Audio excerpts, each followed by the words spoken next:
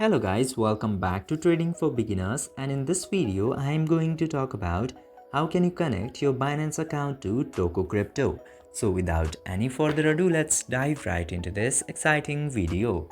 Now, in order to do that, you just simply have to open your Binance application, and after that you will get to see this homepage at very first, and then tap to this yellow Binance icon into the top left corner.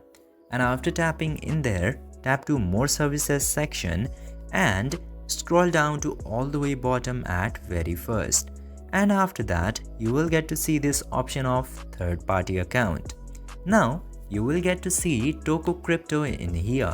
Just simply tap to activate in order to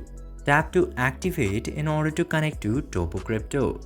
And after tapping there, tap to connect, and now it will lead you to your web browser. Now it will open the Tokocrypto's official site.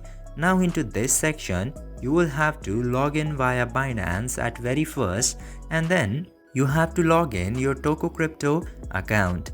And then after completing the sign in with Binance and Tokocrypto, you have to verify both of your accounts, and then you can connect to wallets, and then the free and easy transfer will be available between Tokocrypto and Binance. This way, you can easily connect your Tokocrypto with Binance. I hope this video was informative for you.